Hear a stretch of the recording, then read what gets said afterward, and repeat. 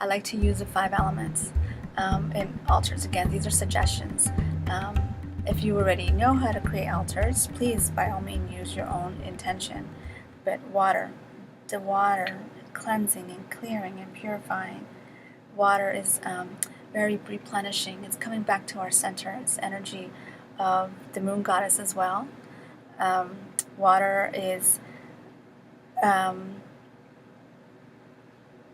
essence of our wholeness, essence of our depths. Trust and communication comes through the energy of water. Water represents many things. It's a healer and healing and wholeness. So it's a basic need that we need to continue to survive, to thrive, I want to say, in connecting to the water element. Sea salt, you can put some sea crystals as well into the water if you're needing extra nourishment, extra mineralizing, healing, and cleansing. So Himalayan salt or sea salt, a touch of that can be also part of your journey to the water. And one of the reasons I would like for you to put natural elements is because you can also replenish. So when the water, because it starts to evaporate in your home and where you're creating your altar, you can then put fresh water. I love fresh flowers, cut flowers as well. Another thing that you can do instead of having actual fresh flowers, cut flowers, is the energy of live flowers, live plants. I bring one over. It's a little too tall for me to have had it.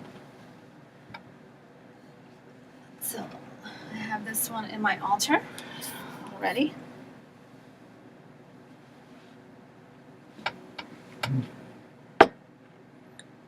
Here you go.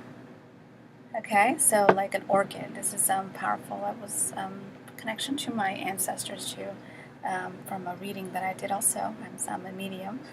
I'm an intuitive psychic. I also go to other ones to help me get clarity through conversation and letting that in. So blessings through the orchid.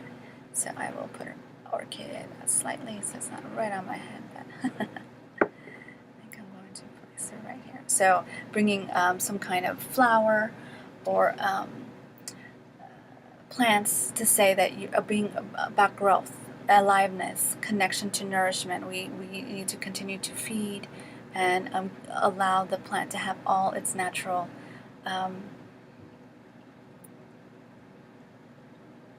essentials, I was going to say. So like, for example, the sunlight, water, love, all the things that there's food also. So allowing this connection to your inner goddesses, this is how you're nourishing, you're nurturing. So putting this as representative for allowing yourself every time you're feeding the plant or nourishing, you're also nourishing yourself. So having a plant on your altar is something else that I recommend. Here's another crystal I have that have the 2 hearts. This is about love, deep loving. Through your inner goddess journey is deep loving. So reminding, where are we not loving ourselves, and how do we love ourselves? Having love rituals, as Aphrodite will be bringing in more love rituals. I do a little bit like this, just kind of like, it's the flower is crowning me in a sense, framing me in this connection. So again, sensuality, bringing in sensual. You have received some kind of essential oil that I believe would work with you. This is a lavender that is bringing in the inner goddess for you. Lavender is very powerful. Essential oils are connecting to love, healing, love. It's in the mint family. It's also so it clears. It's antiseptic in a sense, and also helps bring in the energy that you love. It's very calming. It's soothing. So putting some lavender, maybe on the water when you need it more, so it can diffuse into the air. Putting it right here, or also to have it there to know when you go to your altar and put some lavender at night and morning and night, soothe you, come into grounding. So other essential oils also, like bergamot. Bergamot is also another essential, and clearing, honoring your self-sovereignty helps release like negative self-esteem and things like that. So we can talk more as we work together through what type of essential oils that you can use to bring in to your lives, into your life. So keeping an altar is saying, this is, again, my sacred space, my sanctuary, my reverent relationship to my inner goddess through this process. So also, I'm going to use a little bergamot because it's a very powerful, it's very evocative scent, and essential oils go straight to your senses, and helps to clear and align in a fast way. So anything that you would like to also bring to your altar that represents some signs. So like feathers is taking flight, wings, being in connection to the air, the flight and awareness. Feathers mean a lot to different people. So for me, I gather feathers usually when I'm thinking something, or I'm in a process, on a journey. I call in feathers, or feathers appear to me to say that I'm on the right track. So maybe through your journey, what is it that it's being called for you?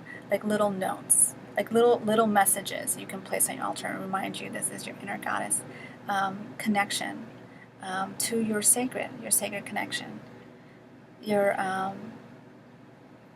co-creative divine connection. On your altar, you can add your notes, little notes, little love notes. Like I made the symbol of the Venus, or Aphrodite, or the feminine symbol. Let me share something else. Like little nub notes that to yourself. This is about, like I said, inner goddess is deep loving. So a love note: be your fantasy, the women you admire and revere, but stay true to yourself. That's from Brenda Venus, and that's from Secrets of Seductions for Women. So it's a little note. It's like, be that woman that you revere, who you are, and not that you're trying to embody somebody else. It's to help you spark your inner goddess, right? The things that are you're drawn to that reflect your inner goddess.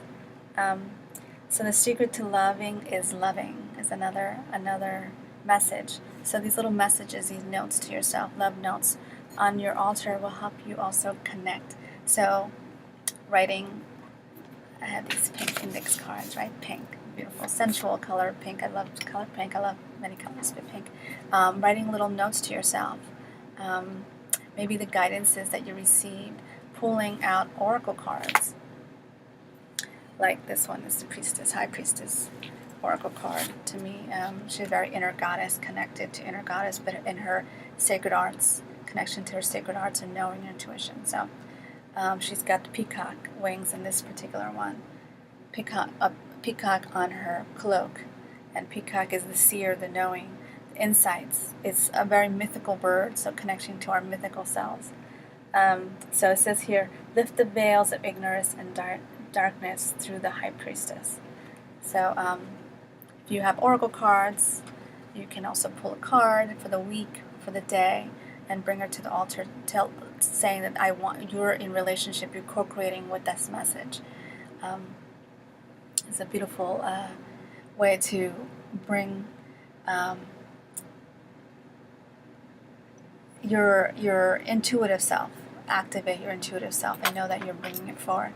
Another thing you could do is like this is a pendant. It has light amethyst on it. Invoking it by putting it in your altar. So clearing it through some sage or some energy fire, and then placing your altar. So when you're wearing it, it's like, okay, I'm going to put it on altar when I'm not wearing it, because it's getting activated through my altar work, through my inner goddess altar work, and then when you wear it, it's a reminder. It's a connection to you and your altar.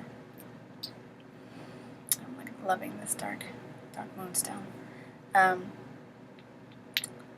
What else I would like to share with you? A little more now that we're starting with your inner goddess journey through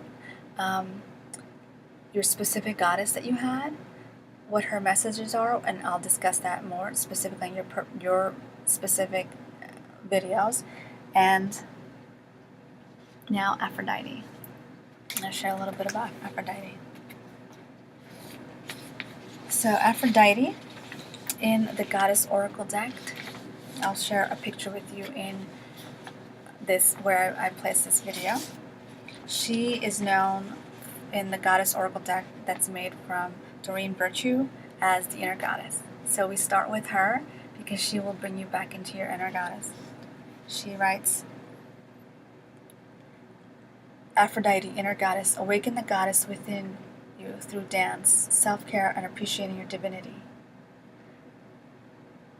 So this is a dance, a movement dance, and dance in life, loving dance.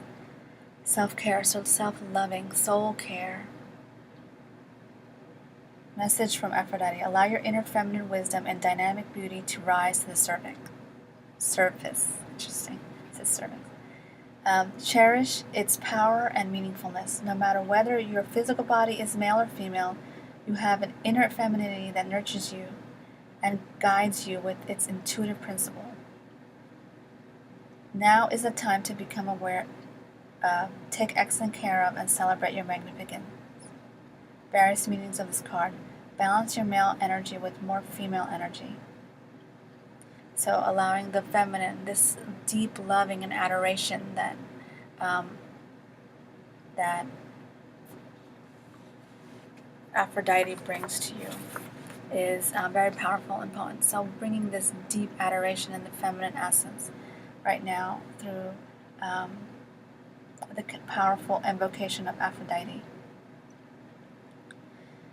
It says, dance more often, be receptive in relationships, allow your softer side to come forward, do not hide your femininity, how you adorn yourself, how you dress yourself, how you make love to yourself, right? This is Aphrodite energy, like a loving connection. So about Aphrodite is the Greek goddess of passion and love who was associated with the planet Venus. Aphrodite's name means foam born. So foam, the water, the seas, the foam of the sea. As legend says that she sprang from her father Uranus's castrated genitals, which were cast into the ocean. So it's more like the cycles. Thus Aphrodite represents unabashed female sexual energy. Aphrodite helps women feel comfortable with their bodies and sexuality. She helps both genders to experience more passion in relationships and to become more balanced as far as individual male and female energy. So the sexual power energy, it's like an actual energy that you bring into your life. So bringing that awareness of sacred sexuality through her, so that you're feeling sparked and passionate in your inner goddess journey. Another one I want to share with you from the Goddess Enchantment Oracle cards by Carrie Kirkpatrick. So goddess, Aphrodite, goddess of love and desire, your radiance and beauty shine in all matters of the heart, are blessed at this time. If you seek a new lover, then an admirer will come forward. If you are in an existing relationship, you can expect the heat of passion and romance to flourish. This is a good time to pamper yourself, to reawaken your sensuality and embrace the lover within yourself. Aphrodite is the Greek goddess of love and beauty, of sexuality and desire. Her name means born of the sea foam. Aphrodite's husband, Hephaestus, was clever and skilled craftsman. He made beautiful golden jewelry for Aphrodite, which she adored. He also made her a magical girdle, which would make her even more irresistible to men. To me, the magical girdle. So I call it, priestess girdle. Priestess girdle, the magical Aphrodite girdle is about claiming your sexuality and claiming who gets to connect with you on a sexual, sensual way. Who you bring in. It's in your power to who gets to come inside you, okay? To come into your realm, your temple.